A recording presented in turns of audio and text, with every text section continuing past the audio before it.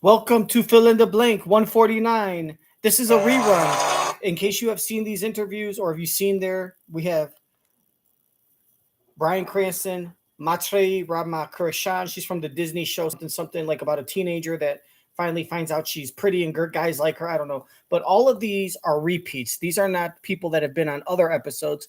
These are snippets from past episodes. So the intro with Kelly Mark will be a new one for April 3rd. And so this is a new one for April 3rd, but all the interviews are basically like Cranston is from like 3 months ago. This one is from like 4 months ago. So these are all past interviews that have already been from past episodes last winter or fall.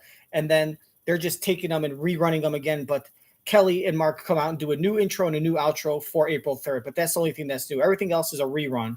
So that's why it says new episode, is because it's technically new because it's a new episode, but all the interviews are old episodes. So it's essentially a rerun, but with a new monologue. So just in case you don't know and you don't want to waste your time, I'm only doing that. See, I'm encouraging you to not watch this, and you don't have to like it either. So I don't need the views. I want you to be happy. So don't watch this if you've already seen these episodes, or you can see all these interviews on my channel on past episodes. But you're not going to be able to find them by typing in Bryan Cranston. You're going to have to go to like Google or a website or search engine, put in Bryan Cranston, what episode he was on, and then look for it. It's a whole thing. I wouldn't even bother if you were there because you know what? They're not that good of interviews anyways, and my channel's not that great. I only have like 3 subscribers, and I can't even feed my dogs. So ashamed.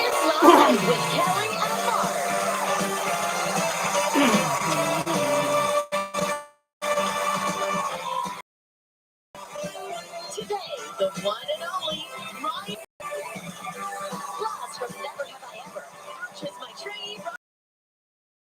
I will try out some reflexology techniques that might improve your romance. All that on live. And now, here are Kelly Ripa and Marcus Milos.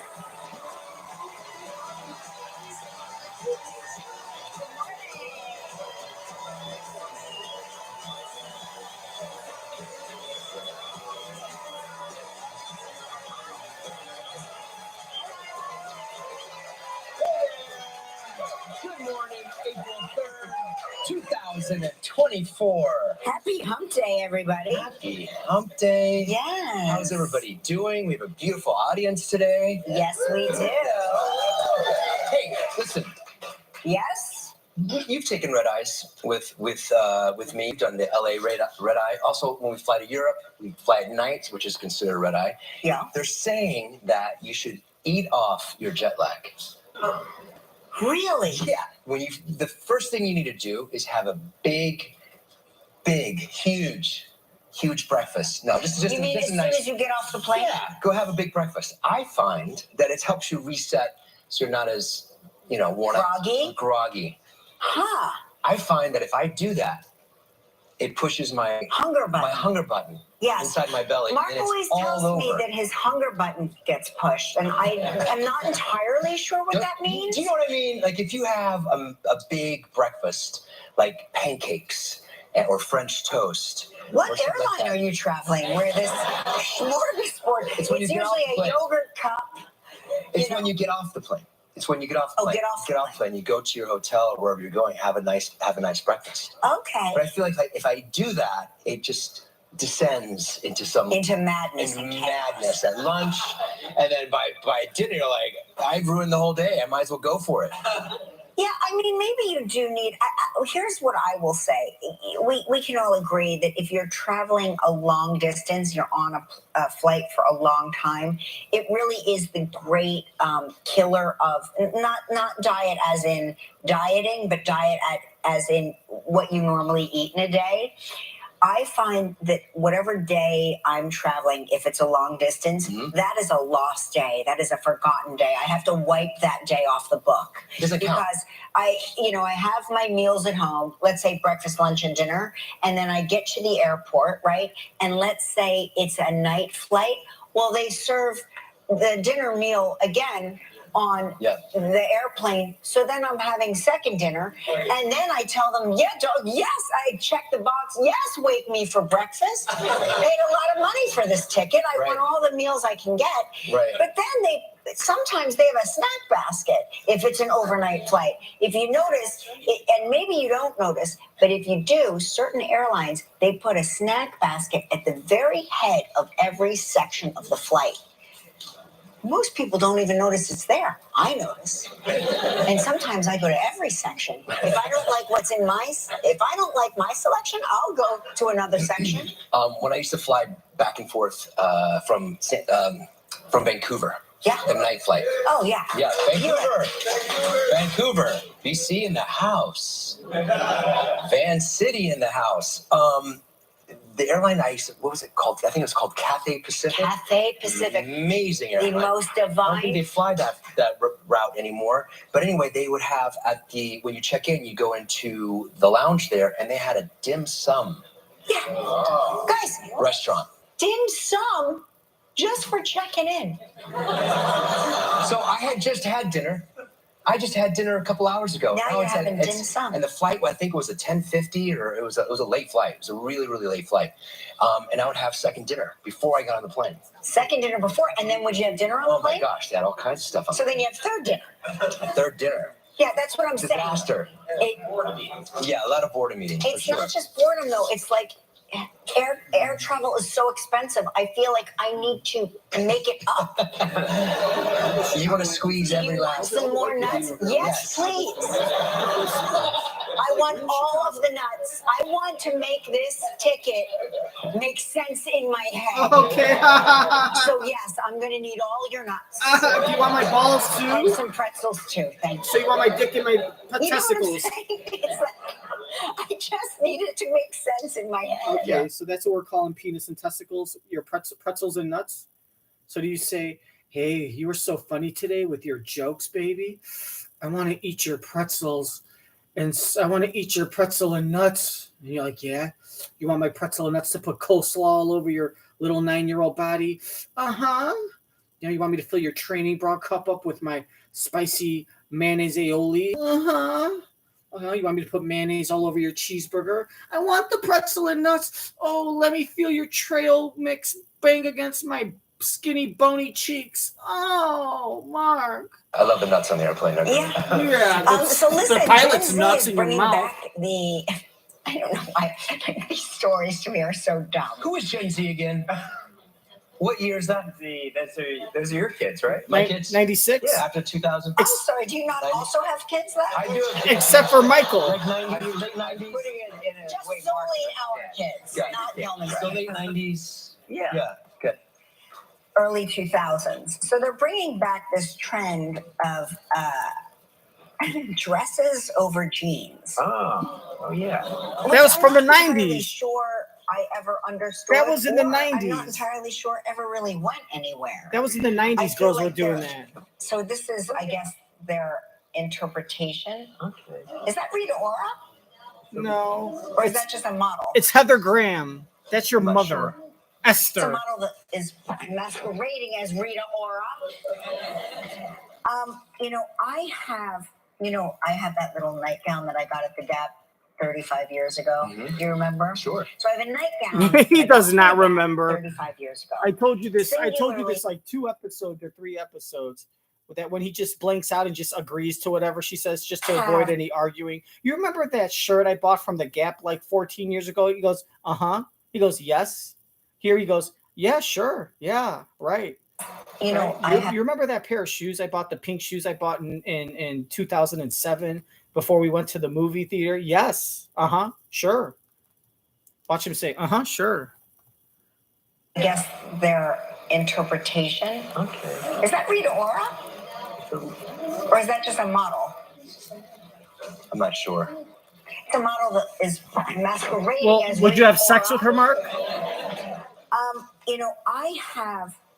I have that little nightgown that I got at the Gap Yeah. 35 years ago. Mhm. Do you remember? Sure. So I have Sure. a nightgown. Sure. He doesn't know. He has no idea what the fuck she's talking about. Sure.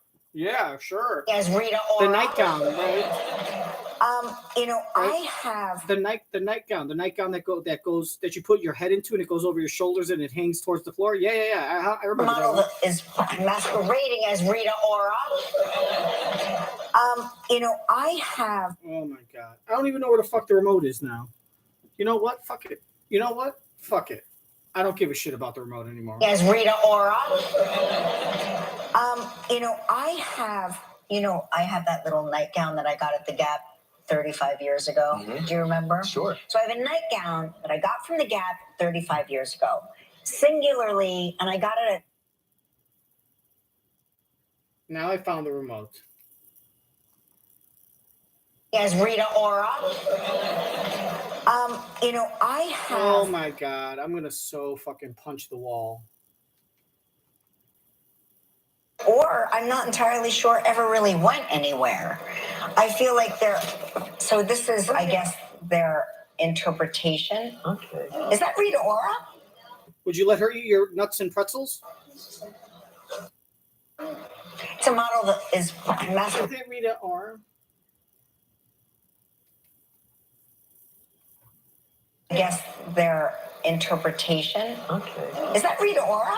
Mark, would you let Rita Ora pull down your zipper and eat your nuts and pretzel and put your trail mix all over her face? Is masquerading as Rita Ora. Mm-hmm. Let's try it one more time.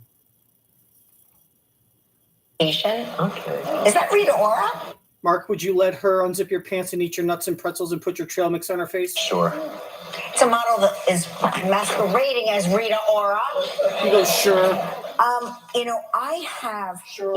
I have that little nightgown that I got at the Yeah, Gap yeah, sure. 35 You years remember? ago. Mhm. Do you remember? Yeah, So sure. the nightgown that Sure. I got from the Gap 35 years ago. Sure. 35 years ago. Yeah, I remember. Yeah, when we first started dating, you had that nightgown that was like 9 years old. Of course I The model remember. that is masquerading as Rita Ora. I have that little nightgown that I got at the Gap 35 years ago. Mhm. Do you remember? Sure. So I have a nightgown that I got from the Gap 35 years ago, singularly, and I got it at like the 80% off sale, the clearance sale. And it has cost me Like more a good to fix Italian? it because it keeps falling Than the actual apart. price. Yes, it has cost Oh, me here way we go more in again. fixing it. And on because the today's episode of Mark can't shut his fucking mouth and just has to interrupt his wife while she's talking and complete his sentence to feel better about himself and convince himself that now the American public is thinking he's so smart because he can predict what she's going to say. Here it is. He predicts what she's going to say when she's talking about sewing it up. I bought this discounted nightgown 80% off, and I've spent more money fixing it than the actual price. Yes, Mark. Yes, than the actual price. Yes, I just finished your sentence. I just want to let everyone know I pay attention to my wife, and I know where she was going to go with that. So I finished her sentence for her because she needs my help finishing her sentences because I'm a man. Even though she has to cook for me. As Rita Ora. She has to cook for me and pay my bills, and everything I own is in her name as a cosigner. And I wouldn't have a career if it wasn't for my wife, and I wouldn't be wearing these clothes, or I wouldn't have live in the place I live if it wasn't for her banging me and telling people and all my children that they have to hire me or she'll quit. The actual price? I have. Why don't you let her fucking talk? I have that little nightgown that I got sure. at the Gap Yeah, sure. 35 years Right, sure. ago. Mhm. Do you remember? Sure. So I have a nightgown that I got from the Gap 35 years ago, singularly, and I got it at like the 80% off sale, the clearance sale. And it has cost me more to fix Than it the actual because price? it keeps falling Than the apart. actual price. Yes, it has cost me way more in fixing it because the price of it was nothing. I paid nothing for it. Price per wear. At this point, the Gap is paying me. But I will wear that over jeans, and people think, they're like, oh, what a cute dress over jeans. And I go, it's a nightgown. But there's You're so something clever. about it that looks cute with jeans. And so I always wear it. But I don't wear it sort of like over the jeans. I wear it tucked into Yeah, I don't Yes. remember you wearing Yes, outside. you know, whenever I wear it, you're like, oh, It looks nice. you're making the most out of You're that full of Gap. shit. You notice how he's just sitting there, just sitting there letting her talk, and then when she's done or when she says something, he just agrees and says, "Yeah, exactly." Like I used to tuck it in my jeans, but I didn't wear it over my pants. I used to tuck it in. Right? I don't remember you wearing it over. I remember you tucking it in. Right? Oh my gosh, you remember that? Yeah, I remember. Remember, you got it at the Gap on clearance. I remember it was 80% off, wasn't it? Yes, Mark. Oh boy, someone's gonna get their fucking pretzel and nuts dipped in a bowl of milk. Yeah, I don't remember you wearing outside. Yes, Someone's going to get their salty nuts and pretzels dipped in a big bowl of Kelly milk this afternoon. Someone better be ready to go to sleep at 6 o'clock. Wow, because you're going to be eating me for dinner. Wow. Whenever I wear it, you're like, oh, it looks nice. You're making the most out of that gap. Right. You think it's a top, but it's not. It's a nightcap. Right. You realize that price per wear, that's not a thing that exists, right? That is a You thing. pay for it. Either you Yeah. wear it once or you wear it 1,000 times. It still costs you the same thing. You don't like all of a sudden start depreciating.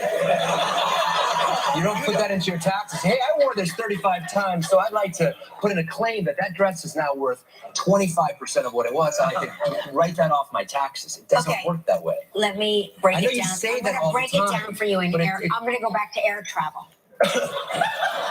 The reason when you're on Cathay Pacific and you have your dim sum dinner as your second dinner and then your third dinner on Cathay Pacific with the full everything, it's not because you're hungry. It's because you're making the ticket make sense in your head. I paid X amount of dollars. I want to get the most out of it. If I buy a dress and it's expensive, I'm going to wear it until I feel the price makes sense in my head. Right. I get you. No, it's the same thing when I go to a bar. If I go to a bar, I've been to I would go to bars, promoters would be throwing these parties or trying to get you in, and a lot of bars would do these packages. Right. And sometimes it was only for a special event or if there was a party, but some bars would just do it like, hey, every Friday, every Saturday, or pretty much any day you want, you can buy a package.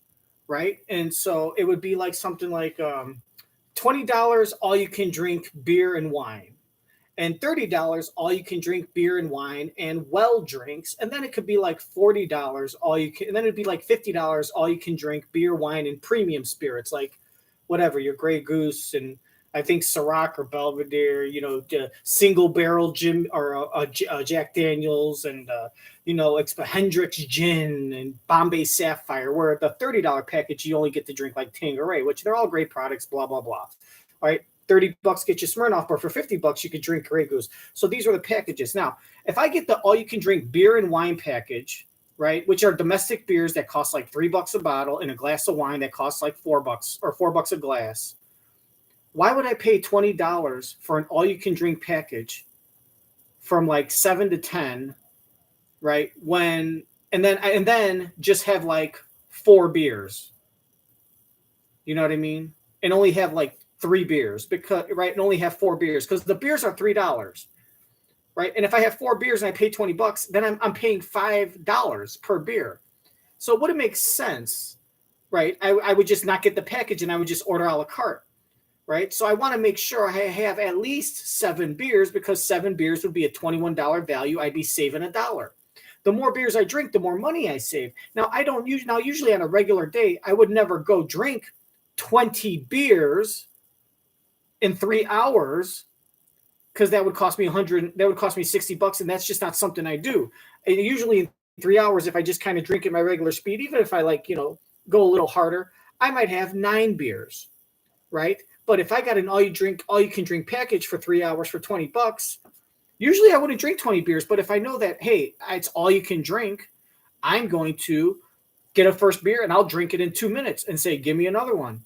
And in the first hour, I could probably drink like 6 beers. And at the end of the night, I will have drinking maybe about 15 beers. Now, do I usually just if everything was a la carte and I paid as I go, would I go in and just drink 15 beers and pay $45? No. But if I know I can get 15 beers for $20 or 16 beers for $20 or 20 beers for $20 and it comes out to $1 a bottle, what a great deal. I'm not paying any extra. Same thing when you go to an all-you-can-eat buffet. When you go to a restaurant and you're paying for everything, you don't order 7 dinners. But when it's an all-you-can-eat buffet, you kind of find yourself saying, well, I'm kind of full, but you know what? I already paid. Everything it's pretty much free. I'm going to go get some more ribs because I could eat 2 more. But if you had to pay for it, would you go to a restaurant and say, I'm pretty full? Can you see if the chef would make me 2 extra ribs and I'll just pay like $4 or $5 for them? No, you wouldn't pay $5 for 2 extra ribs. But when it's free, you try to squeeze it in. You go and you say, man, I just had an ice cream sundae. Now I'm all full. But you know what? There's some apple pie at that buffet. I'm going to go get some apple pie and put some ice cream on it. But why? You're full. Well, because it's already paid for. Right? You want to get your money's worth. So I know what you mean. if you buy a nightgown, it's just like if you wear. It's like the difference between buying a scarf for like $3.99 at a department store and going to Nordstrom's and spending like $120 on a scarf. You're not going to wear that scarf just like once or twice. You're going to wear that scarf a lot because you want to say, hey, I got some good use out of it. Because if you spend $120 for a scarf that you're going to wear like once or twice over the course of 5 years, you feel like you just wasted your money. And then you look like an idiot. And no one likes to look like an idiot no matter how much they I paid X amount feel like one. dollars. I want to get the most out of it. If I buy a dress and it's expensive, I'm going to wear it until I feel the price makes sense in my head. If it takes me 20 years to do that, then I'm going to wear that dress. Pretty. Some of the things you bought are going to take another 20 years. You know that every dress that I've had I know. that's expensive. Yeah, you hold on to stuff. Exactly. Because they come back into style. Well, I'm going to make it make sense too. I'm not going to spend that money willy-nilly. I throw everything away. Right, he's I very clear it wasteful. out. You're wasteful. If I haven't worn it, I'm not wasteful. If I haven't worn it in a few years, it's not getting worn ever again. Well, guess what I do? Men's style, like if I went outside of my usual kind of conservative thing, if I went outside of that and just hanging there and I'm looking at it, like, what was I doing?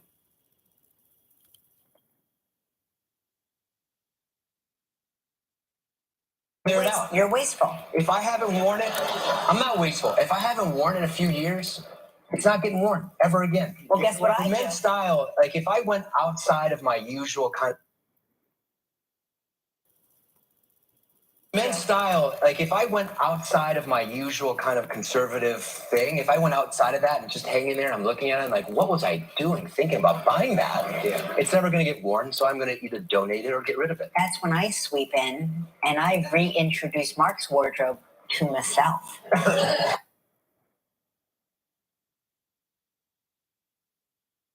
Going to get worn, so I'm going to either donate it or get rid of it. That's when I sweep in. That's when and I reintroduce Mark's wardrobe to myself. I'm like, he's getting although rid the boys, of I this. have passed them down to the boys. They're like, this is awesome. The boys wear all of your Yeah, stuff. yeah. By the boys, we mean our sons. Our sons. Our grown adult sons. I think we know that. You don't have to social mention that. interaction experts reveal that the perfect number to have in a social gathering is multiples of 4. Oh, Yes. okay.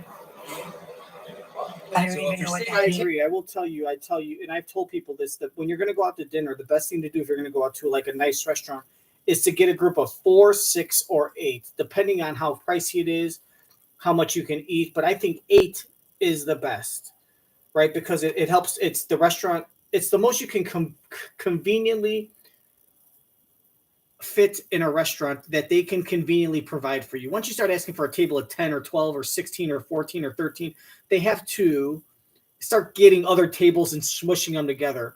But usually with a table of 8, they could take a table that can seat 8 people. And if they don't have a table that can seat 8 people, it's very simple for them to just take 2 tables next to each other and smush them together. You know what I mean? But when you have a party of 16 or 18 and there's no, you're like, dude, just go rent the banquet room out, but they don't want to pay that. But 8 if anything, they got a table that can seat 8 because you got 3 on each side and 1 at each head. Or worst case scenario, they smush 2 tables together and you have your 8. But what's great is when you have a table of 8, you guys are all able to get multiple things off the menu and share. So instead of me and Kelly going out to dinner and I want to try the pork chop and she wants to have the, you don't eat chicken, the chicken breast, whatever. I don't care. It's just a hypothetical. If you eat the chicken breast, now you might be looking at the steak and say, ooh, I want to try the steak too. Whatever. You're looking at the rice cakes and alfalfa sprouts, and you're like, ooh, I want to eat that, but that's too filling for me. I'm going to gain a pound. You know what I mean? And I'm looking at the steak. And then I also see the crab cakes, and I say, damn, the crab cakes look good too. Like maybe we could split the crab cakes as an appetizer, but that's pretty much it before we're full. But if you know what I mean, and so we'll have to go back and try it. And then when we go back, though, we're gonna have to like pay $40 or $50 to try this whole entree, or whatever, $30 to up to $50 to try the whole entree. When all we want to do is sample it. So if there's 8 of us, we can get a pork chop and we can like cut it up, and everyone can sample and see what the pork chop tastes like without having to spend a whole amount of money on the dish. You know what I mean? So that way, if there's a couple entrees you like the chicken and the halibut, and you think the salmon all looks good, you're not going to order 3 entrees and spend, $150 on 3 entrees, or 130, like $100 on 3 entrees, right? And I think, oh God, I can't choose between the steak, the ravioli, and the pasta. Well, I'm not going to get all 3. We're not going to get 6 entrees. But when you're with a table of 8, and the thing is, you might just want to try the ravioli, but you're not gonna order a $28 dish of ravioli to have like 1 or 2 and then take the rest home because all you want to do is try it. But when you're with 8 people, you could order ravioli, salmon, halibut, steak, chicken, crab cakes. And then when they all come, we all have share plates, and you could take the crab. We could get like 2 orders of crab cakes, and we could cut them into 4s, and everyone can try.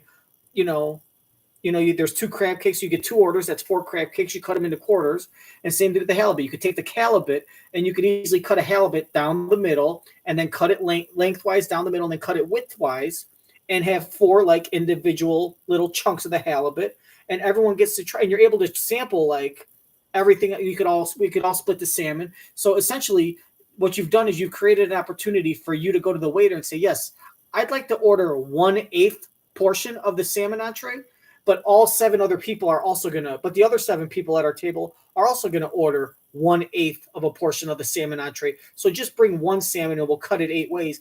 And it works out with you get to try so many things on the menu. It's still very affordable because it's the same price as everyone just ordering 1 entree, but essentially everyone's sharing. So it's almost like a buffet of like fine dining food, which, you can't really do. If there is a place that does that, it's like probably $100 all you can eat. You know what I mean? So I love going to dinner with like 6 or 8 people and sharing a bunch of everything. Plus dessert too. You could just be like, bring us 2 of everything on the dessert menu. And it's just the same price as everyone having their own dessert. They have 4 desserts, get 2 of everything. If they have 8 desserts, 1 of everything. And instead of you just being stuck eating your cannoli, you could cut the cannolis in half and split them. And then you could cut the mousse cake or the cheesecake or the whatever, the ganache or whatever, and cut it all into 4. And you get to sample all. It's like oh man. It's almost like having a prefix menu, like a 24-course prefix menu with having extremely small portions of all these different foods and flavors. And you get to try the risottos and the purees and the candied this and the agrodolce.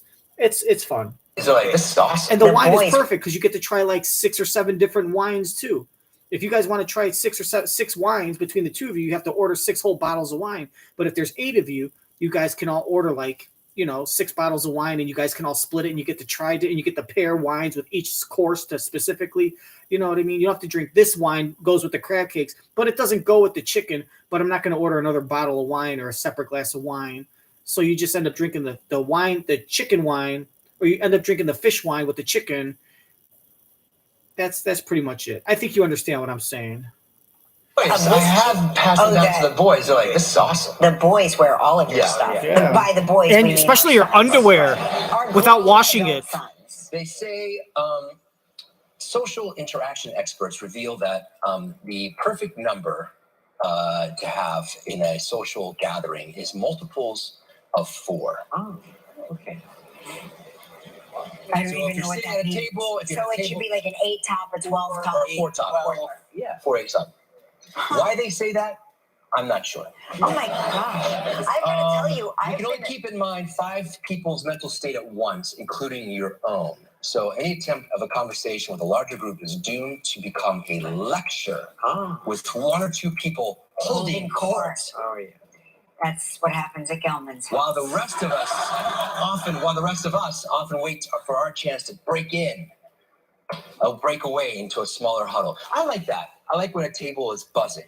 When you have you throw a dinner party and then we see people at certain places and stuff, and you can see everybody's into their own little separate nook. Yeah. Really just become 1 person talking or 2 people talking to the whole table. Maybe it might start out like that, but I like when it's just little conversations. I've gone to, I've got like my girls' night out group. Yeah. And which I call ESPN night for me. Yeah. A few of those nights have been very drinky, happy. And, I quit drinking years ago. But when you go to drinky, happy girls' night, and you're the sober one, you become the conduit through which all I tell Whatever is happening is like happening on me in my face, and I'm like, no, I get And it. when I they say, get "Can I tell you?" You can often remind them they've told you 8 yeah, times. you told me 8. You just told me. Time. No, but I really want to tell you this right now. I mean this sincerely. And I'm like, okay, we're good. It's gonna be fine. Why have I never been invited to one of those girls' night outs? Are you a girl? No, I told you the only girls' night out that I would only invite Ryan Seacrest to a girls' night because he's the only person that could possibly. What's that? He can handle it. He just is cuspy enough to get in with the girls. Right. He can understand our language, our shorthand. Gets it. He's got a lot of he's got Sisterhood Rising. If that makes sense. Yes. You know what I mean? Mm-hmm. He's the only one. Because you wouldn't be able to, you would leave. I would leave. I would leave. Be gone. And with him, we would stick you with the bill. Any guy that shows up to girls' night out You get stuck with the bill. gets the bill. That is the rule. Hey, we have a big show today. Huge show. Yes. Bryan Cranston is here. We will also get a lesson in reflexology today. And Maitreyi Ramakrishnan is here as well. And it's time to play Stop More!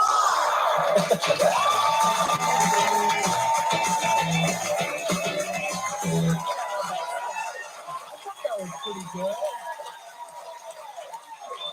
Hey there, let's say hello to Darissa Lyons from Roselle, New Jersey, who catches the show on WABC. Oh, Darissa, you kind of fine, Hey, girl. Darissa, how are you?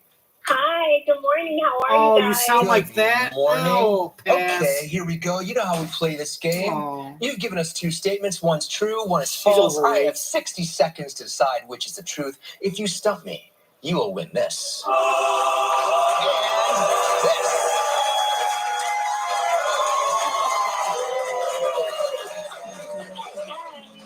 Just think about it, Darissa. You could be sitting there with your mug and your T-shirt all at the same time if you stump me.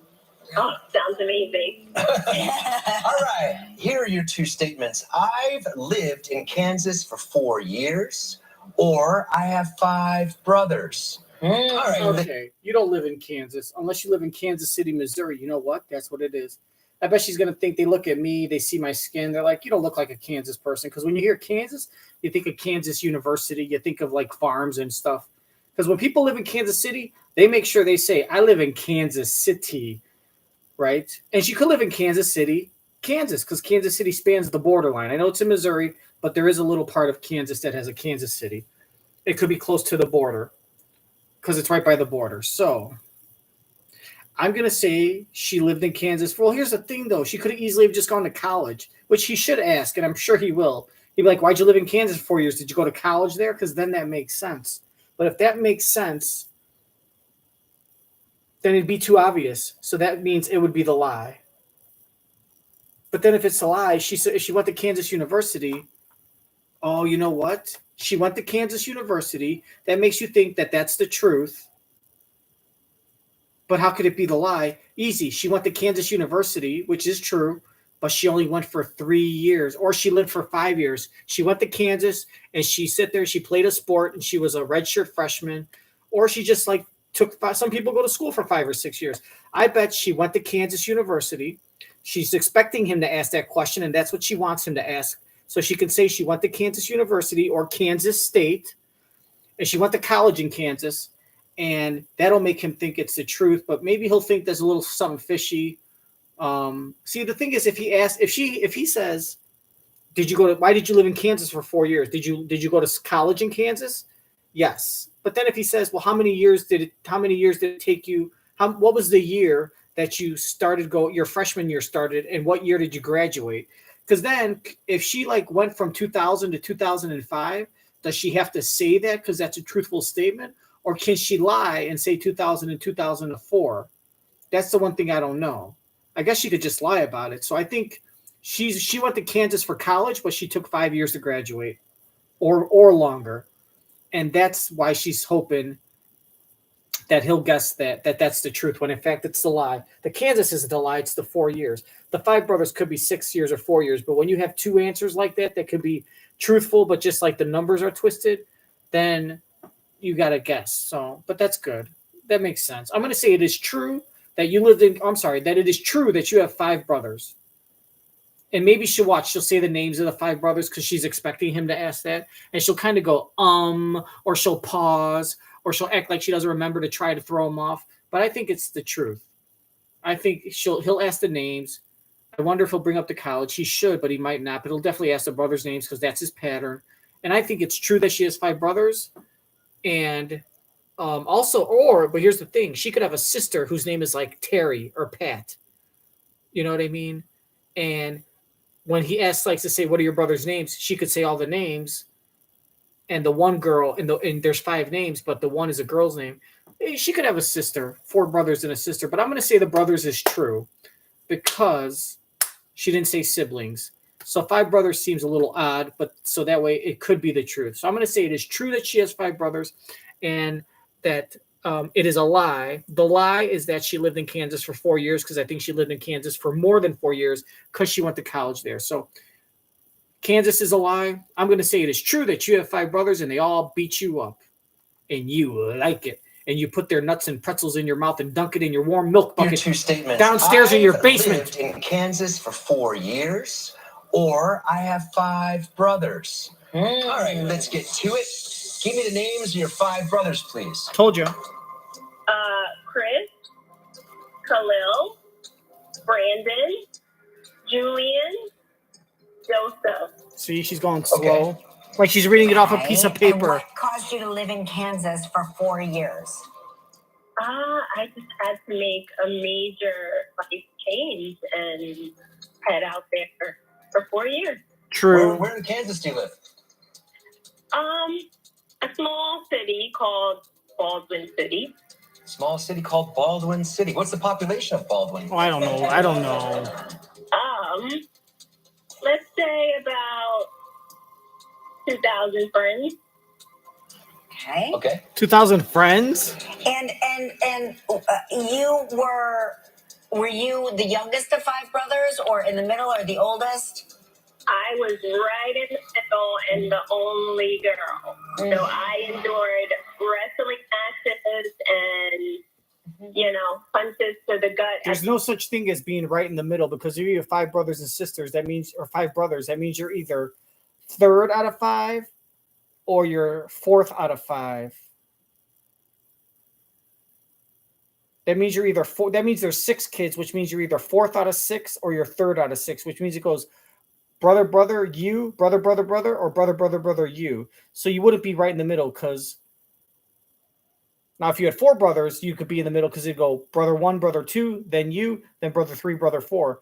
But you can't be right in the middle because that would mean you have the equal amount of brothers younger than you and older than you, which is impossible at five. So maybe that's a lie, which would prove to me that Kansas is the truth. But I said it's the lie, so I might be wrong. I endured wrestling matches and, what the fuck? punches to the gut at the playground. So fun. What about if you brought a boyfriend home? Was it just torture? Oh, it was torture. I didn't dare. Yeah. Teresa, do you watch the show a lot? I do. Okay, thank you. What the hell's going on?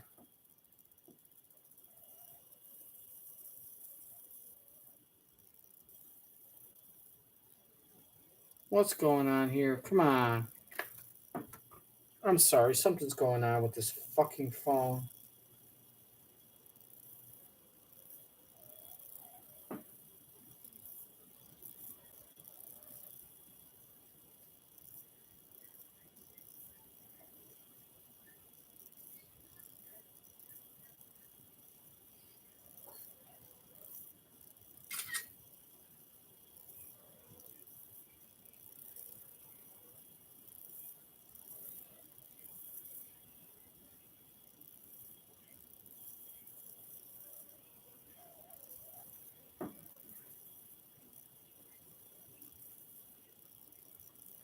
Bullshit. For some reason on my other makes sense. Sister. City. And were you the youngest of five brothers, or in the middle, or the oldest? In the middle, because that means you're older than you would. Right in the middle and the only girl. Younger than you and older than you would. For this work, that means right in the middle and the only girl. And punches to the gut. There's no such thing as being right. All right, so basically my other feed burnt out again, so something's going on. So so there's just a little delay. Okay. Okay. And were you the youngest of five brothers, or in the middle, or the oldest? I was right in the middle and the only girl. So I endured wrestling matches and, punches to the gut at the playground. So fun. What about if you brought a boyfriend home? Was it just torture? Oh, it was torture. I didn't dare. Yeah. Teresa, do you watch the show a lot? I do. Okay, thank you.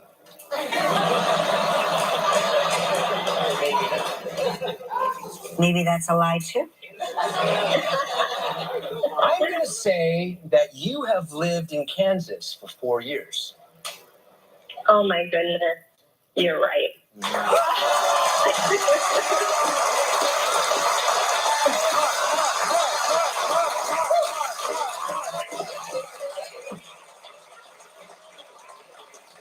Stop making it rain. It's gross. You are lovely, Teresa, but you didn't win a mug or a t-shirt, but you still have a chance to win a great trip. All right. Oh my God. I had to go get a pizza out of the freezer, and I missed it. It figures right when I walk out. Sorry for everyone watching for putting you through this again. I do. Okay, thank you.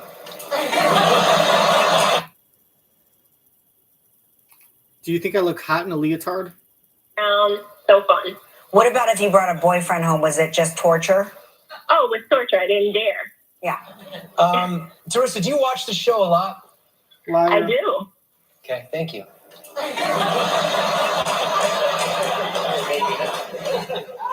Maybe that's a lie too. I'm going to say that you have lived in Kansas for 4 years. Oh my goodness. You're right.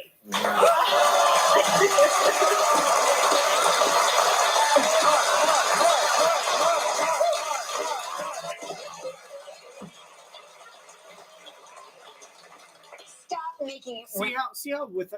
See, this is where my percentage is very good without any clues or hints or questions. But this is where the questions help, because this is one of the very rare times where I got it wrong before with just guessing straight up, just based on the options. But once I heard that she said she was right in the middle of five brothers, and that's not possible, you heard me say I changed it. So if I was playing by Mark's rules, I would have gotten it right. But whatever, it is what it is. I guess I'm 33 out of the last 45. But once she said that, I did change it, and I did know it was right. So obviously, like, one of Gelman's hot daughters probably had to tell Mark in his ear, psst, she can't be right in the middle. That's the lie, because he's getting help from Gelman's really hot daughters. Stop making it rain. It's gross. You are lovely, Teresa, but you didn't win a mug or a t-shirt, but you still have a chance to win a great trip. All right.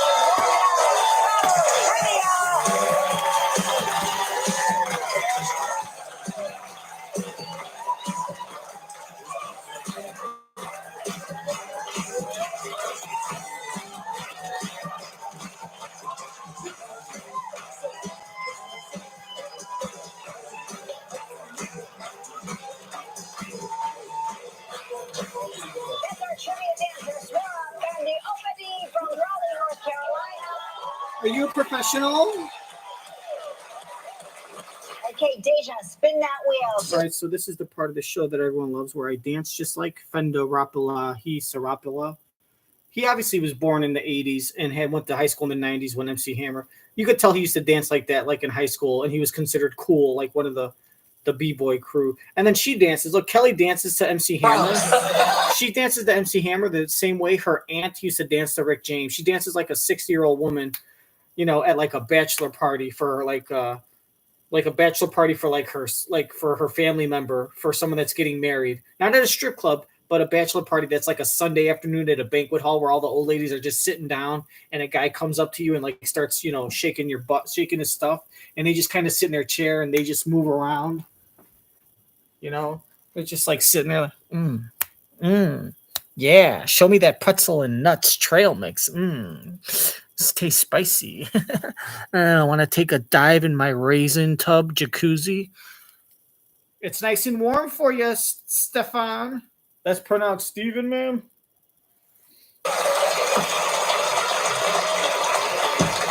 Stop making it rain. It's gross. You are lovely, Drissa, but you didn't win a mug or a t-shirt, but you still have a chance to win a great trip. All It's right. time to play Here we go.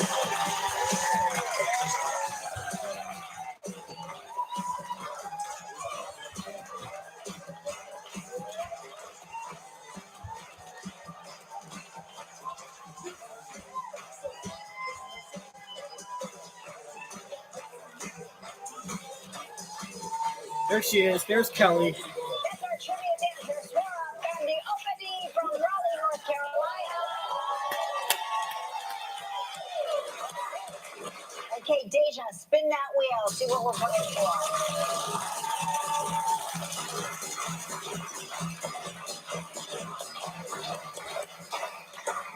All right, you are playing for a great prize, Dorissa, a trip for two to the Pineapple Beach Club in Antigua. 7 days, 6 nights. It includes a beachfront room. It's all inclusive. That means it includes all. It's a prize valued at $8,000. You have 20 seconds and only one guess. Hard luck. Drissa, here we go. We've had Nikki and Brie Bella on the show. What did Brie Bella say she always wanted to be? Oh, she wanted to be a professional prostitute or an escort. She wanted to work at Epstein's Island, Doctor. Epstein's amusement park of fun. A It was a florist. florist. Oh, okay. Sorry. Yeah. No. Don't apologize, you weirdo. Listen, there's still good news. Very exciting news. You'll now be entered into our grand prize drawing for a trip to the Grenadines at the Palm Island Resort and Spa. It is a prize valued at approximately $14,000. Plus, now you and a lucky member of our studio audience will each receive a $500 Eventbrite cash gift card. 106. I'll go with 55. 55.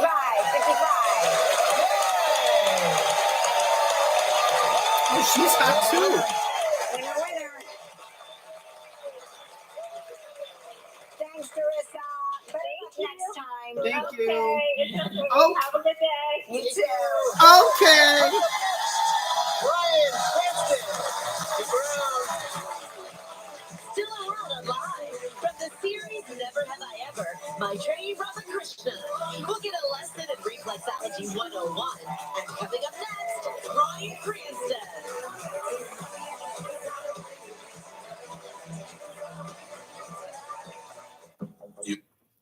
I'm levitating.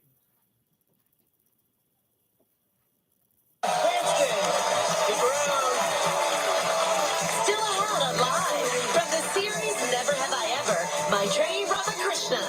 We'll get a lesson in reflexology 101. And coming up next, Bryan Cranston. Oh man, he's kind of hot too. I think I want to take a look at his little pretzel stick and his almond sack. So good.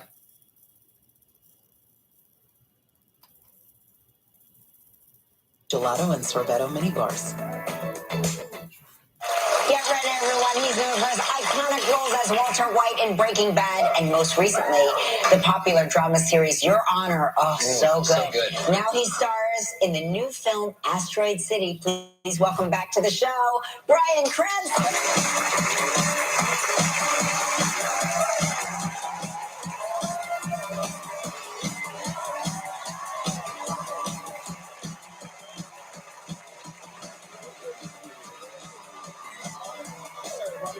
It's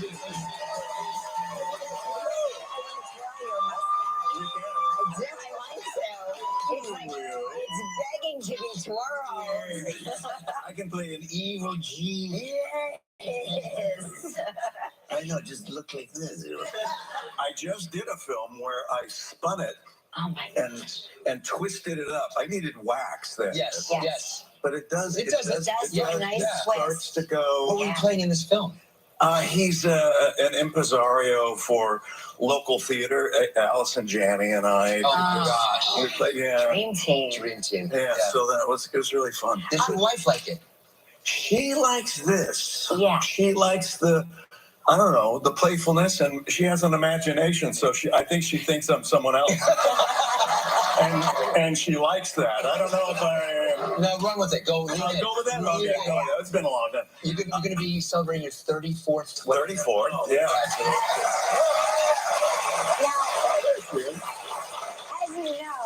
As you know, in Hollywood years, that is 857 years. Well, man, you guys are Yes, close. We're close. We're getting close to so do you make plans to celebrate your anniversary? We do.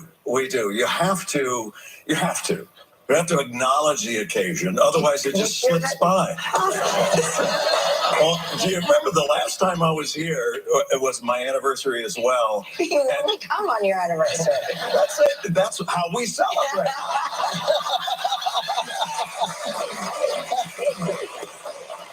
I think the last one, it was my 30th or something like that. And you said, what did I get my wife? And I said, An orgasm. a squatty potty. Oh, that's right. You got her a squatty potty. And I was like, that. Oh, that's right. You remember that, Mark? Yeah, of course, sure. Yeah, I think that's inaccurate, though. No, I don't only come on my anniversary. My wife only comes on our anniversary. I come every Saturday. My wife, and I said, a squatty potty. Oh, that's right. You got her a squatty potty. And I was like, that's it. They are getting divorced. No. She loves No, the squatty potty. I embrace all of her. Yes. Yes. And does she love it? Yes. And 34, I think, is dental floss. I'm not sure. I think I like it. Dental flosses. something pragmatic. Yes, that was the. I enjoy all of her. I enjoy the butt cheeks and the anus, the fallopian tubes and the urethra. I was like, that's it. They are getting divorced. No. She loves No, the squatty potty. I embrace all of her. Yes. Yes. And does she love it? Yes. And 34, I think, is dental floss. I'm not sure. I think I like it. Dental Yes. flosses. something pragmatic. Yes, that was the 27th anniversary. I as think it well. was dental floss. Yeah. Toothpicks. Toothpicks, Yeah. toothpicks, right. So you and Mark have something in common. You are highly organized individuals. Right. Really Yeah. buff. Buff, Yeah. sexy, Yeah. organized Yeah. individuals. Yeah. You label things. Yeah, I do. Mark You do that. You do that. labels I love it. everything. Yeah. Do you label stuff in the fridge? I do. Me too. Yeah, I do. Well, tell me about it. Okay, so I was looking for something in the fridge many years ago, and I thought, I'll say I got to move this jar of mayonnaise, and there's another jar of mayonnaise, and there's another jar of mayonnaise. There were 5 open jars of mayonnaise in various places. I go, okay, come on. Now, wouldn't it make sense if there was one place that you put the mayonnaise, Yes. one place you put other condiments or things like that, Yeah. where the eggs go, where the butter goes, That's right. so that you know, oh, we're running low on butter. Right. Otherwise, you don't know. And you can rotate through the basket. Exactly. Rotate the stock. Rotate the stock. Exactly I right. just feel like every time I open my refrigerator, it looks like it's in a GE commercial where they show the fridge and you know how it's like beautifully Yeah. staged. So when I open my fridge, I get intimidated to touch anything in it, and I close it again. And That's by design. yes, right. Yes. Okay, so tell us about your film and your character, even though I know that you can't really reveal Too much. a lot. Yeah. You know, Wes Anderson is a brilliant, sweet, lovable man, and his spirit is all throughout his writing and his directing of his movies, as well as the experience of being an actor in his movies. every night, the entire acting corps with all of our department heads, we would meet for dinner. Every night. Every single night. Mandatory. Well, it's not mandatory, but You want to be there. you want to be there. This Okay. huge table. So we're sitting with Margot Robbie and Scarlett Johansson and Tom Hanks and Jeff Goldblum. Wow. And, I mean, it just goes on and on. Wow. And being able to really take the time to explore what you're up to. How are how are your folks doing? What about your kids? And it was so the experience. It's like going to actor camp. Yeah. You get to have that great experience, and then you get to do a Wes Anderson film, which is, Amazing. it's crazy. So this movie is it's a movie about a television show which is doing an expose on a theater piece. And it's like a Russian doll situation. Yes, And I play the host of the television show, sort of a Rod Serling kind of guy, with I have a thin mustache on that one. Look at you. I look very friendly. I have, I look at that all the time and go, I have mean resting face. Yeah. I do too. So I'll look at the camera here. I love you too much to see it. No, okay. This is my face doing nothing at all. And mothers in stores grab their children away. What is your resting face? It's kind of like that. Is it me? Yeah, my daughter's boyfriends often think that. Let's see. Oh, well, that's a different thing. Let me see your. Yeah, it's a little bit of Serious. What you got? What you got? Let's go. Yeah. And what you? I think my resting face is just like I've tried to Botox it off. So I think it is meaner naturally, but you can't tell at all. See? Love it. We love having you here. Love being here. Still ahead on Live, Kelly and Mark get a lesson in reflexology.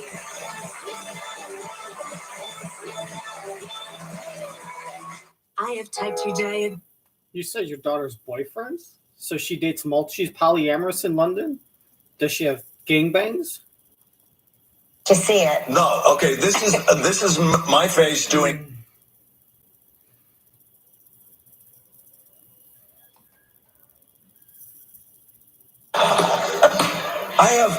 I have, I look at that all the time and go, I have mean resting face. Yeah. I do too. So I'll look at the camera here. I love you too much to see it. No, okay. This is.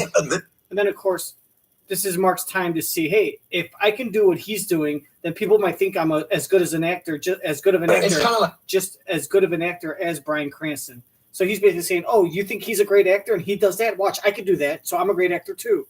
Like that. Is it me? Yeah, my daughter's boyfriends often think that. Let's see. Oh, well, that's a different thing. Let me see your. Yeah, it's a little bit of a. He's trying. It's a little bit of serious. What you got? What you got? Let's go. Yeah. And what you? I think my resting face is just like I've tried to Botox it off. So I think it is meaner naturally, but you can't tell at all. See? Love it. We love having you here. Love being here. To go see. Yeah, I remember all these interviews. Oh, well. We're already kind of pot committed, so let's just go all in, shall we? And final season, please welcome back to the show, Maitreyi Ramakrishnan.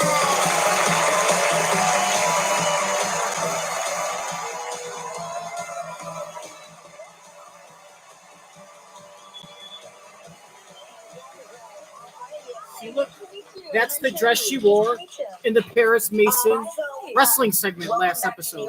Last in time 148. you were on a quest, I tell you, a real find a city rat. Yeah. That was the first time. Last time I was my last first time Yes. I was ever in New York City, and I wanted to see a rat. They're not hard to find here. You just have to look down. Yeah, and I found one. Where'd you find him? Central Park. Oh, Yes, okay. of course. In my apartment. That's their In my stomping bathroom. ground. And then I proceeded to freak out my mom because she was wearing good old Birkenstocks, open-toed, and just kept getting in her head saying what if one just crawled over your feet? And she did not like that. She did not like that thought. But one did not crawl over her. No, unfortunately. I would have gotten it on film. I like to document my family often. I don't think they like it. But I like to. You know, Spielberg in the making. That's what we're trying to do. Yeah. Rat feet. Oh, that's your first film. Right here. You want a producing credit? Yeah. You want a producing I credit? will I'll get definitely it. produce that. Yes. Take it. We are running with this Oh, yeah. 100%. Oh, yeah. You post a lot about your favorite singers. I do. Do you go to a lot of concerts? I try. So, Yeah. okay, ever since, never have I ever started, I got big kid money. So I was able to actually go and purchase concert tickets. Yeah. Exciting. Then the pandemic happened, so that didn't really pan out. But every time I buy concert tickets, something happens where I'm now unable to go to the concert. Ooh. So one time I had COVID, which really sucked. Okay. Another time, actually, like a couple of days ago, Paramore performed in Toronto, but I was doing Never Have I Ever press. I was going to another concert to go see Water Parks with my cousin, and she bought the tickets for me. She was so excited, and then I got really sick with a really bad cold. So my next concert is Shania Twain, Okay. and I'm praying. That's my birthday gift to my mom. Okay. Okay. And I swear, if that doesn't work out, I am never going to a concert again. I will never listen to music again. If I were you, I would start like taking vitamin C. Yeah. I would build up my immune system now, like do a full Just cleanse Cleanse, my yeah. entire being. Don't go outside. No. Are you a Swiftie? Am I a Swiftie? I love Taylor Swift. Yes, I do. Are you not going to that concert or No, Got it. I'm not. I can't risk The going to letdown. the Eras concert and that letdown. Yeah. No way. No way. They're saying that people are suffering from like post concert amnesia because they get so excited in the moment that when they leave the They Eras forget, tour, yeah. they forget anything that happened there. I could Which see that happens happening. here all the time. This is basically Taylor Swift's this Eras is- yeah. tour. Makes sense. Yeah. I can see that. So I saw that you posted a photo with Halle Bailey. Yeah. Was that at the Academy Awards or was that at an Academy Award party? It was at the Vanity Fair after Oscar party, and she was just such a delight. Yeah, she's so gorgeous, and honestly, I love her so much. Just seeing everything. You both look really chic, and I like that Vanity Fair party lighting. Truly, Right? lighting. Isn't it? It's good. Kind of nice. It does your favors. But no, she's amazing. I mean, seeing everything that she's doing with Little Mermaid right now, just right, yeah, like for real. 'Cause it gives me hope. Like as another like young woman of color, being South Asian, seeing her take on that role, and I know it has not been an easy journey for her, and that's totally not fair. But I like watch the Little Mermaid trailer and cry because it just makes me realize like I can do something like that too, because she's truly a pioneer and she deserves all the flowers. And now we take a break, but when we come back, we'll talk about saying goodbye to Never Have I Ever. Stick around. Tomorrow on Live, Scarlett Johansson. We are the Did she say she deserves all her flowers or deserves all her clout? And cry because it just makes me realize like I can do something like that too, because she's truly a pioneer and she deserves all the flowers. Oh, she said all the flowers, and the caption said applause. She deserves all the applause. And she says she deserves all the flowers. You know, we used to just say props. Props is good. Why flowers? Flowers is romantic. Are you trying to get romantic with these people that you're complimenting? You want her to play with your twig and berries? 930-5830. Yo, my God, it's Devi Vishwakumar, your dopest disciple in the 91403. Oh, good Lord. This is a prayer, Devi, not DJ Khalid introing a new song. Mom, this is just how me and my deities do. Fine. Continue. First, I'd like to thank you for taking care of my dad and making sure he has ESPN on repeat up in heaven. It means a lot to us. Also, if you have the time to please bless my college application, that would be awesome. That is the most important thing.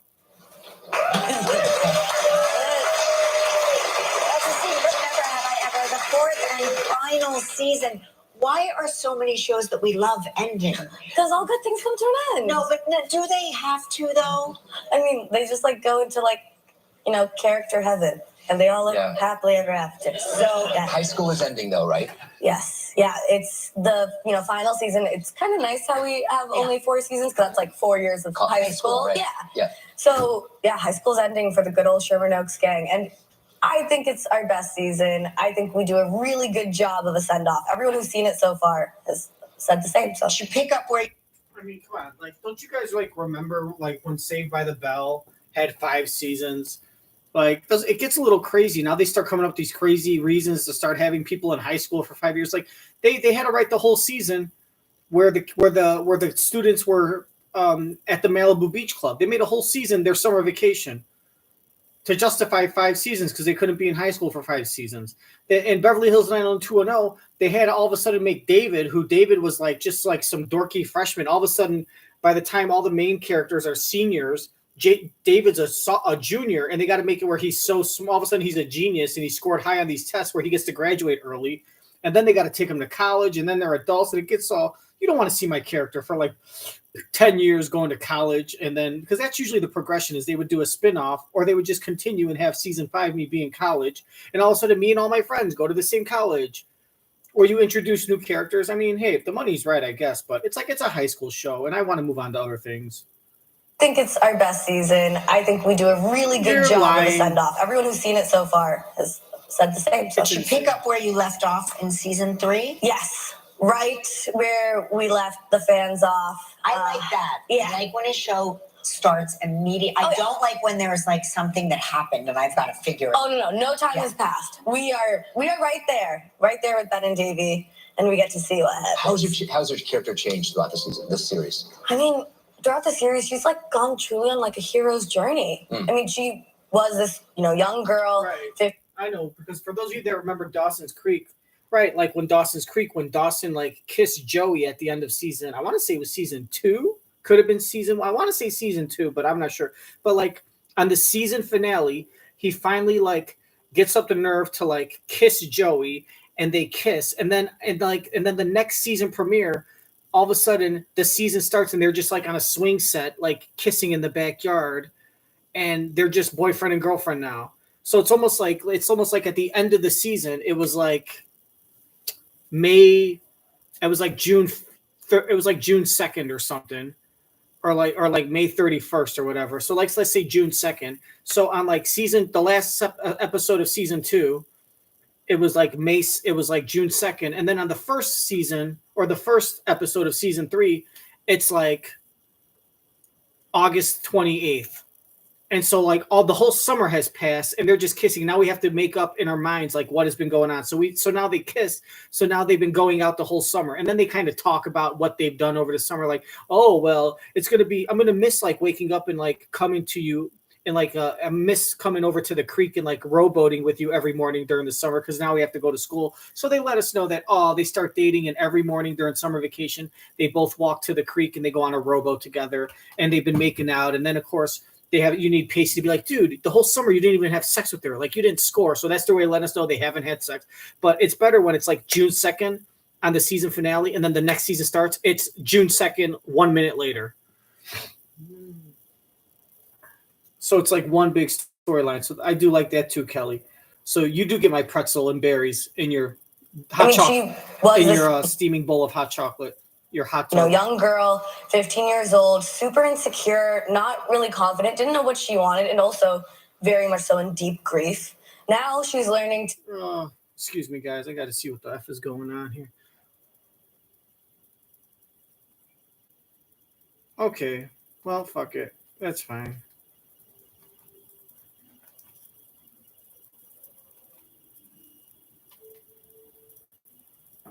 And we get to see what happens. How's your character changed throughout this series? I mean, throughout the series, she's like gone truly on like a hero's journey. I mean, she was this, young girl, 15 years old, super insecure, not really confident, didn't know what she wanted, and also very much so in deep grief.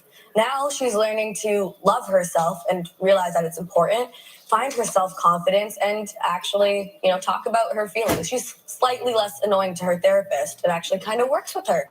For once. Great. And the show is narrated by John McEnroe? Yes. That is like really... See, it's cool when you know what he does. When I was 17, I didn't know who he was. So like now it's very cool. Very cool to me now, guys. I told you since. Yeah. I will never forget asking him, so do you like still play tennis or do you like not do that Do you anymore? still yell at Yeah, like umpires? Do you still do that, or Yeah. he's like, yeah, I do. Yeah. Like, cool. I don't really sport, so yeah. Maitreyi, thank you so much. Never Have I Ever is streaming on Netflix. Stick around. If you love watching our show from home, now's your chance to see it live and in person. You can check out all the stars, be part of the show, and maybe even win a prize. It's exclusive. Don't miss out on all the fun. Visit our website and get your tickets for Live with Kelly and Mark now. So look at that. They just showed her in that pink dress talking to the girl from that like show, the South, the Indian girl from the Disney show or whatever, the Netflix show, How I Grew Up or something. They showed her wearing that fuchsia dress, and then in this preview, they just showed her wearing it during the wrestling segment, and with the girl that gets confused for her. So you could tell that interview with the Indian girl, the actress, was, and I could say Indian because it's from the country, okay, not the feather, the dot. And so you can tell that interview. If you're taking on an issue, That interview with the Indian girl from the show we just watched was from the same episode where the first guest was the girl that looks like Kelly and gets confused with her. So you could tell that episode was the girl that gets confused for her, then the Indian girl, then the wrestler Mason Perry or Perry Smith or Mason Paris from Michigan, and then after that the reflexology, which is coming up insurance now. company. And this is where they rub his feet and they try to give. And basically he lets you know, Mark lets you know that the girls have given him an erection through his feet and the connective tissue and stuff.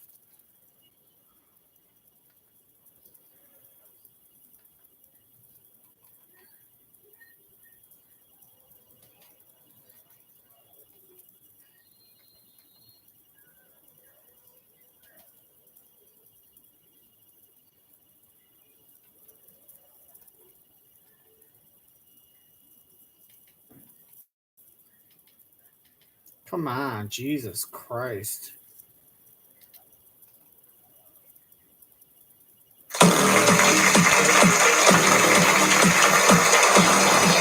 Get ready, all you wiki feet weirdos.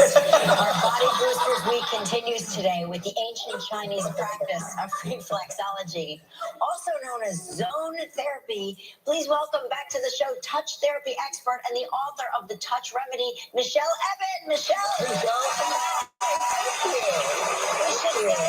Michelle, what? In 2004, with her then 6-month-old son Jackson, for a baby massage segment. I think we have a picture of that. Oh, there it is. Oh my gosh. Oh. And I guess, dare I say, Jackson is a grown-up now? He is. Oh my gosh. He's 20. He's in college. Oh boy. Yeah. What's he into? Yeah. He's into art. Yeah, 2002. And 4 with her then 6-month-old son Jackson for a baby massage segment. I think we have a picture of that. Oh, there it is. Man, look how hot she was. Oh. And I guess, dare I say, Jackson is a grown-up now? He is. Oh my gosh. He's 20. He's in college. Oh boy. Yeah. What's he into? Yeah.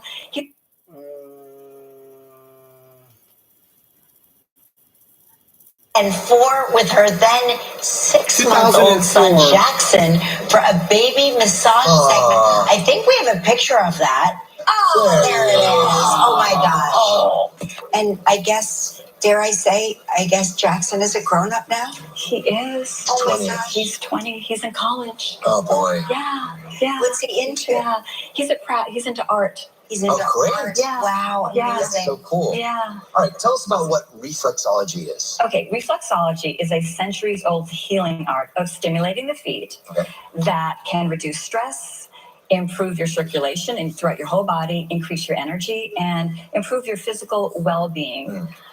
That's why everybody wants a foot rub, right? Because it makes them feel good. Yes, but it There's other actually it benefits. jumpstarts your body's natural healing ability. Okay. So it's based on the concept in traditional Chinese medicine that every single part of your body, every organ, every system is connected through nerves to your feet. Okay, what is the most common request or most common area that we Headaches. Headaches. Okay. Headaches. So I'm going to show you how to do this. So Okay. it's on both soles of the feet. Okay. For headaches, you want to press the big toe, the fleshy part of the big toe. This connects directly to the brain. So you want to press firmly, right? Kind of squeeze. This is hard for him because he's never done any footwork without expecting some sort of sexual encounter as Okay. flip side. I'm going to change that. I'm going to change that. Great. I like this. On the feet, there are 7,000 nerve endings. Whoa. 7,000 that connect to every part of your body. Okay. So, and there's a map that you see in the image. Yeah. So if you can find the specific reflexology area on the sole of the foot, you can heal yourself. It's a really easy, natural way to heal yourself. Okay. All right. What's next? Let's do another one. Okay. Kelly reads a lot, right? Yes. Read a lot. Yes. Wins a lot. Okay, squint, read. Yes. So you might have some eye strain. So this is A lot of easy. eye strain. The reflexology area to the eyes is below the second and third toe, Okay. right in this fleshy area I've here. done that area before. Right? And you just want to kind of press and then make some small circles, like 10 to 15 seconds. You can do this yourself too, but it's How's that better feel? if you do I'll it. have to do it myself. Yeah. Does that feel nice? You know, it feels fine. Okay. Yes. How about when people are traveling? You know, when we travel. I like the way Michelle does it better. You know, it affects that the way your stomach feels. What's a good spot for that? Right. Someone's got their jacuzzi bubbles on extra high, extra hot. You know, it feels fine. Okay. Yes. How about when people are traveling? You know, when we travel. I like the way stomach- Michelle does it better. You know, it affects that the way your stomach feels. What's a good spot for that? Right. Okay. So the reflex area to the stomach is on both feet. Okay. And it's kind of in the center here. So right along here. So you want to press it kind of in the arch of the foot. And it's like this. So you press around here. You can make small circles. But this is also really good if you have any kind of foot pain.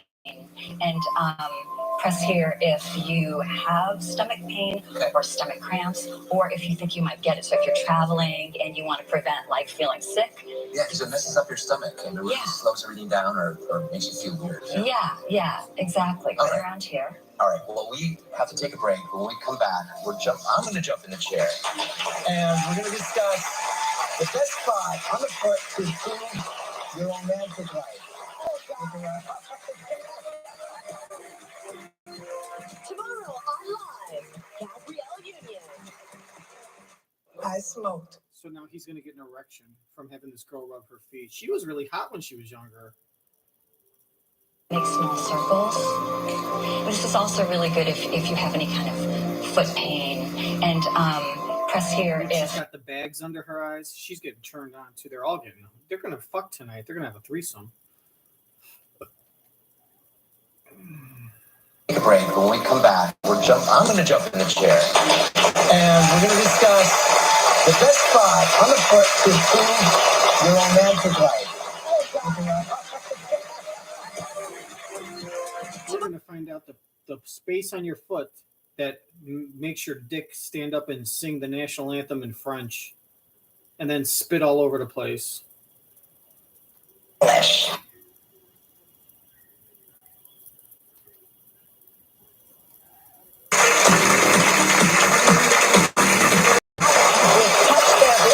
Michelle Ebbin, and we're discussing the benefits of reflexology. And what if you're ticklish? okay, if you're ticklish, what you want to do is have a firm grip, because a lot of people are ticklish like when it's light and you're going like this. You want, right? That's ticklish. So you want to like have a firm grip. Yes, and let them know you're here. Okay. You're here. Why do men not have calluses on their feet the way women do? We don't wear high heels. That could be it. That could be it. All right, Mark gets very stressed out when we travel. He's a big bundle of nerves. He carries his tension in his shoulders. Right. And he also carries all the luggage, so maybe that's why. But how do I relax his shoulders? Okay, shoulder. Shoulders are located on both feet on the outer edge, kind of like in this fleshy part right here. Yeah. So, and if you think about reflexology, there's like a person on the sole of the foot. The top, like the brain is up here, and the body lays out. So the shoulders are over here, on Where the shoulders are Yeah. on his body and up you want there. to kind of press, Yeah. and then make small circles. Is that happening? Is it feeling good? Yeah, it feels amazing. This is so, like, in his mind, it's the greatest day of his life. How about the solar plexus? How can you get in there? So the solar plexus is the nerve switchboard to the body, and it's right in the center of the foot. So if you place both of your thumbs right in the center and you press, what you can also do is press with one thumb and like kind of arch the foot over, Ooh, yeah. and then come back, and then dig a little deeper. Dig a little deeper. Yeah. That's a weird angle. And you can use your thumb. You don't have to use your thumb though. You can use your fingers, whatever is comfortable. What about your knuckle? You can use your knuckle. You can use your knuckle. You know, when I was making the decision whether or not to do this job, if this was one of the segments they pitched me right off the bat, there would be no deliberation at all. I'm like, I'm in. I'm in your vaginas. So what are you ladies doing tonight? Friday segment, rub Mark's feet. You know, I think I'm in like Flint. So what are you ladies doing tonight? You want to come over and we could order some Chinese food? And it's right in the center I've of the always foot. been in the mood to eat some sweet and sour pork. And I could eat some sweet and sour pork. And then after that, we could get down and have sex. No, So if you that's place- wrong. So what are you ladies doing tonight? You want to come over to my place and have some dinner? We could order in some Chinese. You know, I'm in the mood to eat some sweet and sour pork. And then after that, we can have Chinese food. Gelman's like, he's talking about cunnilingus. Both of your thumbs right in the center, and you press. What you can also do is press with one thumb and like kind of arch the foot over, Ooh, yeah. and then come back, and then dig a little deeper. dig a little deeper. Yeah. That's a weird angle. And you can use your thumb. You don't have to use your thumb though. You can use your fingers, whatever is comfortable. What about your knuckle? You can use your knuckle. You can use your knuckle. You know, when I was making the decision whether or not to do this job, if this was one of the segments they pitched me right off the bat, there would be no deliberation at all. I'm like, I'm in. This is amazing. We should do this every Friday. Friday segment, rub Mark's feet. You know, during today's travel trivia game, Mark grew a heart today. Yeah. And his heart grew 3 sizes, just like the Grinch. Great. What can we do to improve the blood flow to his new heart? Okay, so the heart is on the left foot, only on the left foot, Okay. and it's right over here, right below the shoulders. So you want to press right There. there. Right Yeah. here. So every organ is on both feet except for the heart. Because your heart is on the left side of It's your on the body. left foot, and then the liver is on the right foot. Oh. Because you only have one So, liver. the liver's It's on the kind of right over side here. of your Can you body. work on his liver while I work on his heart? Yeah, and this is great for hangovers or, you want to detox the body, the liver. So the liver's on the right foot. Decadent eating, that Yeah, thing. yeah, in the summer, Mhm. eating just whatever you're Yeah. What about romance? Because Mark is, How romantic. he's already, we've already. Yes, thank God we cued the music. So there are reflexology areas to the erogenous zones on the body for women and men, and they're located not on the soles of the feet, but on the inside and outside, just under the ankle bone. So find the ankle bone. There's a hollow, okay? And then it's also on the outside. So you can what I like to do is go like this. There you go. And this is okay. This is a direct energy. Bingo. Sorry.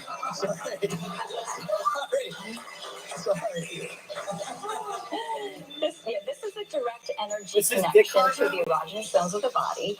If you're pregnant, you don't want to press here. Because this could induce labor? Yeah, it connects to the uterus. Mm. But if you are in labor, if you're in the delivery room, this is where you do want to press because it can help stimulate the uterus. So Thank God you don't have to worry about that. Yeah. Yeah. My eyes are tearing up. Really? Yeah, I'm getting emotional. Did we stimulate something accidental? Michelle, thank you so much. Your book, It's so great to see you. yes, The Touch Remedy is available as an ebook wherever you buy books. We'll be right back. If you would like to know more about anything you see on Live, log on to our website at livewithkellyandmark.com. Feeding up. Thank you for making me get an erection on national television. I don't know. I feel like it felt good, but I don't know if he got an erection. I think he was just playing. He was placating to the narrative. So he's like, oh, erogenous zone. So he's like, oh, bingo. Because of course you got to say everyone is good. If you're a painter, I love your painting. Oh, you're erogenous massager. Oh, you're doing a great job. All the guests we have are the best at their job, and they're always successful, right? Except for that fucking weirdo from the internet that made fucking a stupid, ugly, disgusting soba noodle dish with microwaved fucking peanut butter and vinegar that was soupy and liquidy with water, peanut butter, and vinegar in a jar and microwave. What the hell's wrong with you? His name was Dickhead. Dickhead. But this girl was hot. Michelle Ebbin, I will definitely smash her. With my pretzel stick. What's going on? Did I miss the goodbye?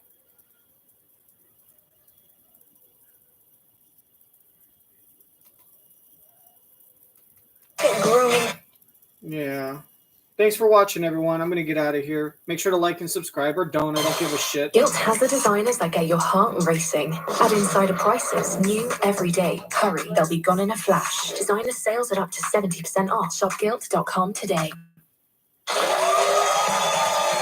for joining us today on tomorrow's show. Scarlett Johansson will be here. Also, Gabrielle Union. And dog grooming tips you're not going to want to miss. That's great. I always wanted to learn how to groom my bitch. She gets hair all over the place. And then after that, will you tell me how to groom my dog? Get it? Do you get it? Do you know? Can I explain it? Do you know? Okay.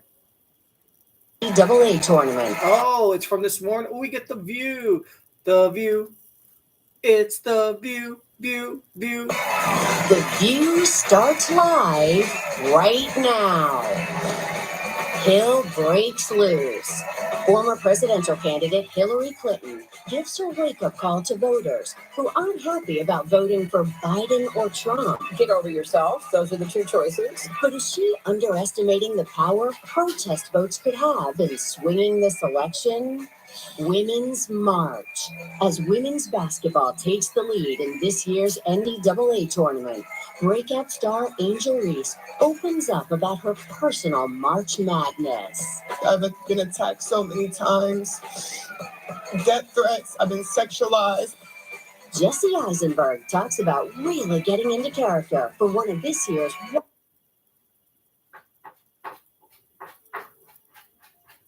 Thank you. Let's bring in Dylan Dreyer now. She's in Lower Manhattan, where rainy and windy conditions are picking up tonight. Dylan?